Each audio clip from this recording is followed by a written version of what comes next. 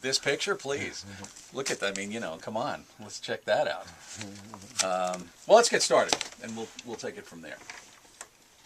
We talk every Friday on the morning briefing, but today Dana Milbank joins us in studio because he has now authored yet another book. This is Tears of a Clown, Glenn Beck and the Teabagging of America. It is available in bookstores. Always great when you pop into the POTUS studios, Dan.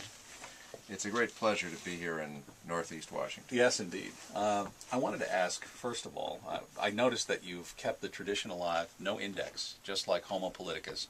You don't want people looking in the back to see if their names are mentioned in the book.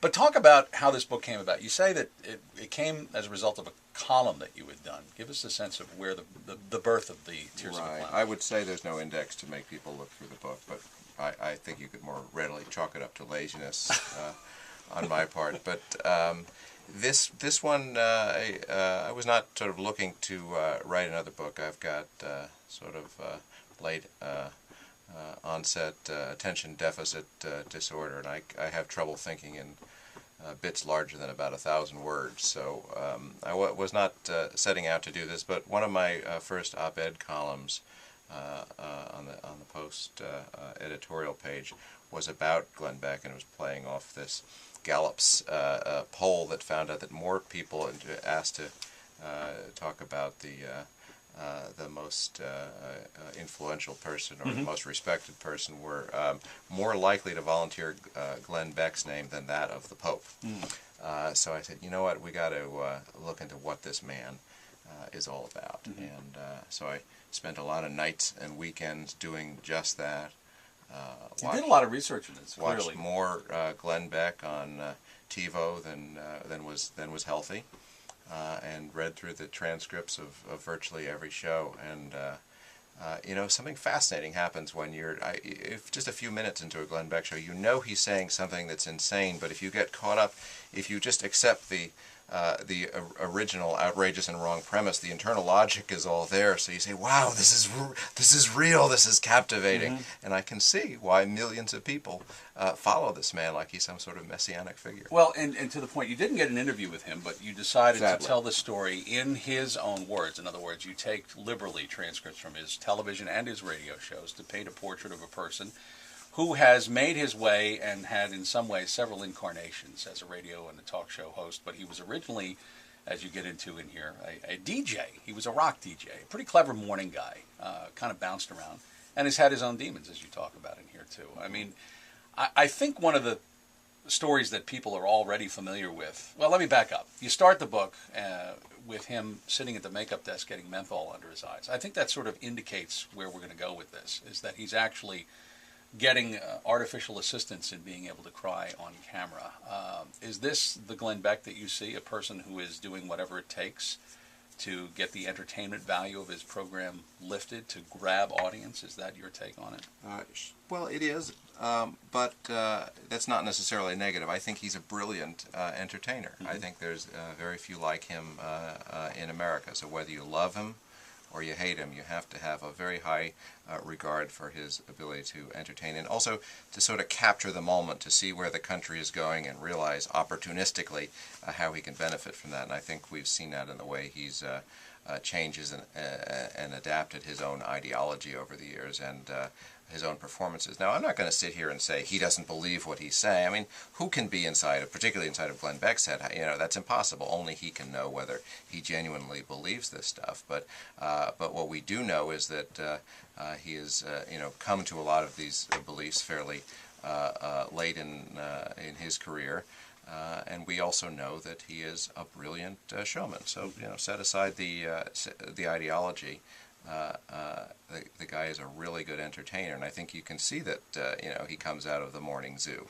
That he's not, you know, first and foremost a political character. He's one that saw where things were going and got out in front of that parade. Whether he believes it or not, you wonder about some of the insincerity of his tactics, though. For example, there's one place in here where you have him screaming at a caller on his radio show, and then after that he turns the microphone off, sits back, and he has lost all the anger, and he just smiles. My first question would be, where do you get that from? Because that's something you can't get in a transcript. And the other is that an example of whether or not he believes in it? He believes that he is certainly putting on a good show at that point.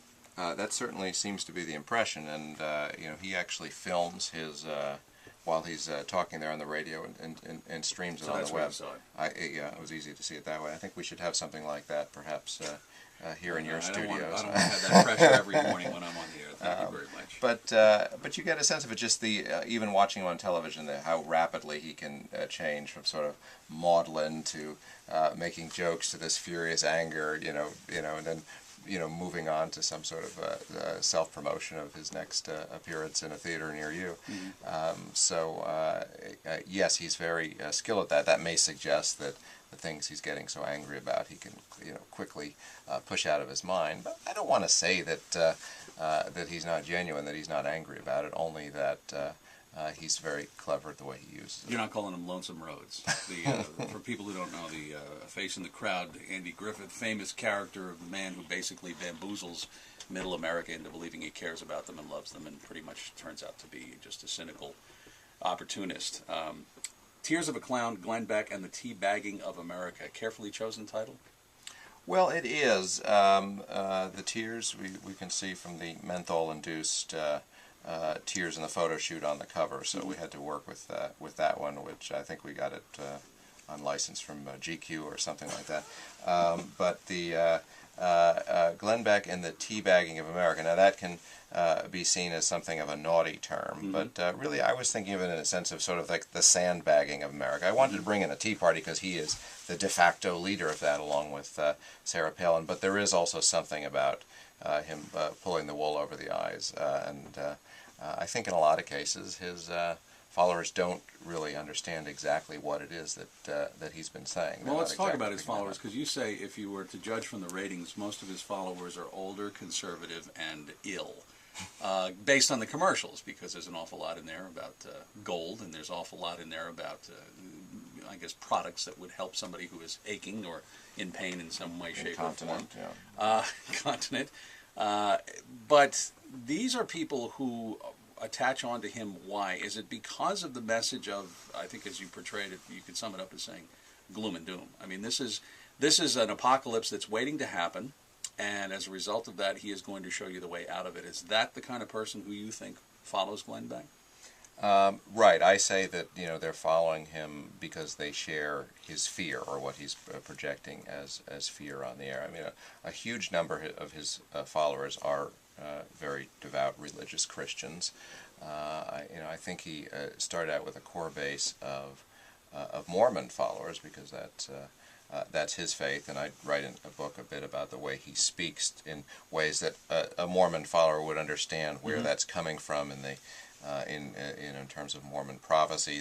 The average listener would probably have no idea that that's what he's talking about. So he definitely sort of catches this end times philosophy that's very big among the fundamentalist Christians, that that the end is approaching. We're reaching the apocalypse, and some sort of a messianic era. So it's very much a religious undertone to that, and it also is when you talk about putting your money into gold, and I mean some of the people advertising in a show are recommending are selling seed gardens,